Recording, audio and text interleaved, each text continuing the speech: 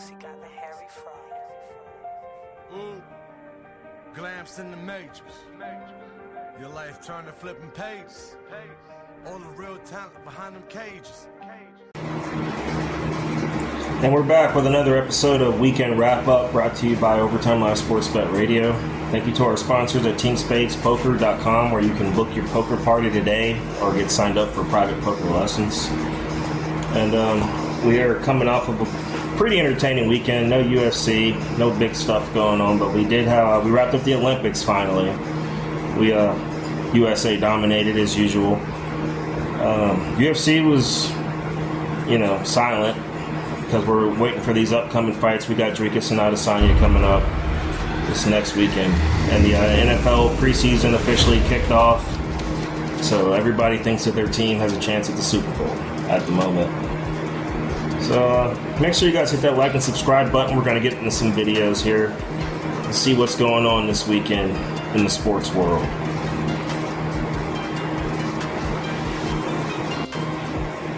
UFC 308 is coming up soon. We're going to see Ilia Topuria get his title defense against Max Holloway. I'm a big Max Holloway fan. I think he's going to take this one down just based off of the experience. It's probably his last title shot.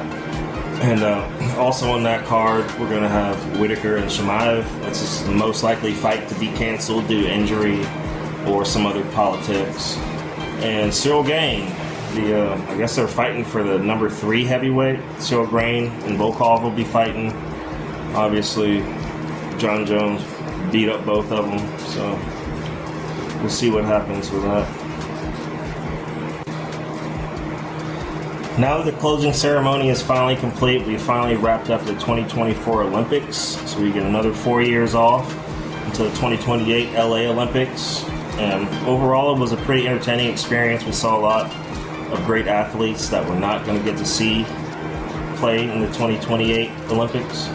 Olympics dominated all other media going on at its time. Everybody was zoned in on that. Any type of storyline or narrative you could build. You have transgenders opening it up. They want to accuse people of being a different gender as they're playing. I mean, that could go so far. I could accuse some of these NBA players of being female. But anyway, U.S. won, obviously, 126 total medals for them. China was second with 91.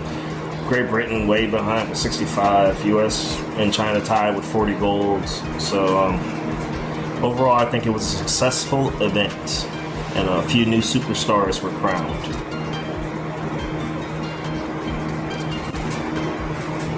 First week of NFL football preseason is wrapped up. We got to see a lot of these young rookie quarterbacks show how good they are, why they got drafted where they were, and were they worth it.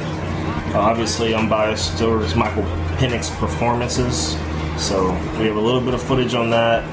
But overall, it looked like all the other top-rated quarterback rookies that were drafted that will be expected to start this year, they all pulled off highlight reel plays. So I think that's good as far as playing against the preseason roster, but when you get to the starters, there's a big gap between people fighting for positions and starters. I mean, you see a superstar out there, a linebacker, a defensive back that's fighting for his career, fighting for his contract, fighting for one more contract.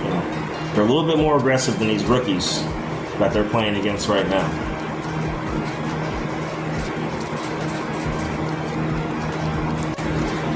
I did learn a lot from these Olympics this year. I learned about how much of a spectacle it can be, a controlled spectacle, where the players are not getting compensated for their dedication, and the resources are running slim for events like this because they're being exposed. And the amount of money that's being generated that's not being accounted for is becoming exposed. Now that these contracts have gotten to the point where you're paying guys $200 million, $150 million guaranteed, you're going to have a bunch of wealthy athletes running around here soon.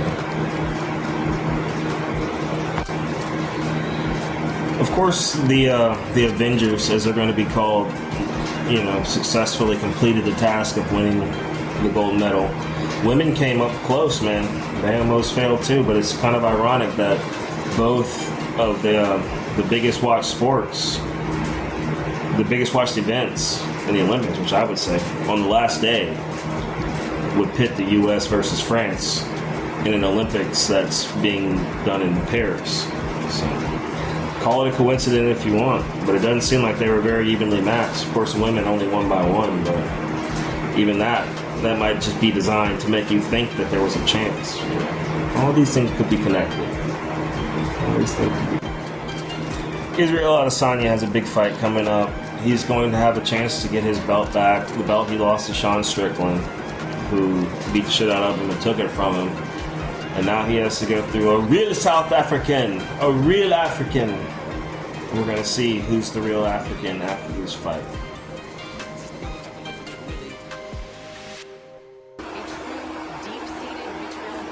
I would have to say this is probably Adesanya's last chance of redemption. You know, after a 12-fight title streak, I think it's time to pass the torch. The division's still strong. I'm sure Dana probably agrees that it's time for some new blood in there. And Adesanya has given us some great highlights over the year, so I can't say that he's not appreciated, respected, definitely Hall of Famer. But I expect Dricus to dominate this fight, probably win by decision.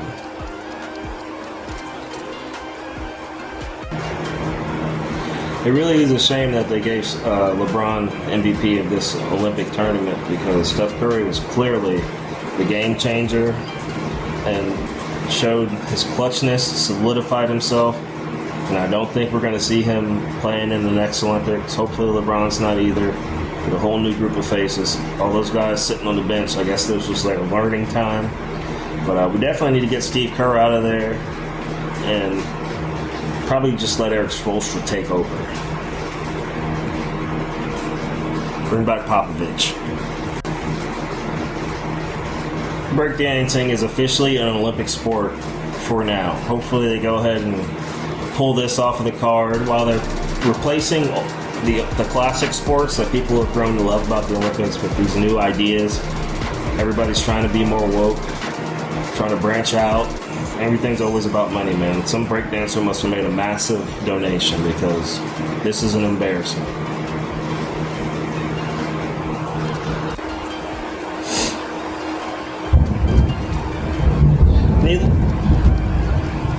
Needless to say, there will be some major changes in the event scheduling for the 2028 Olympics in Los Angeles. As of now, they're going to be making some additions, including flag football. They're going to bring back baseball and softball, which should have never left. So I'm surprised that they even pulled those, because baseball is one of the only sports that America is not favored in. You know, they're also going to be adding cricket, U.S. favorite lacrosse, and something called squash, which I'm not too familiar with. But I'm interested to see what they're looking to add in the future. But obviously, breakdancing will not be.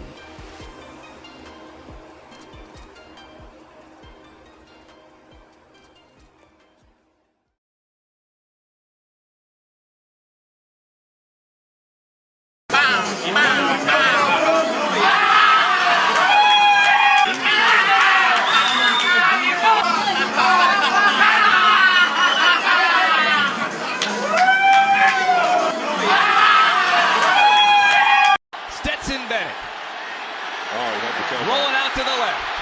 Bennett slings it back in the end zone.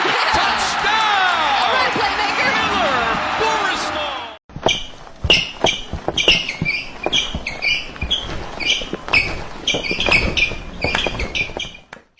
So imagine you from Australia and you done lied on your Olympics application and said that you knew how to break dance.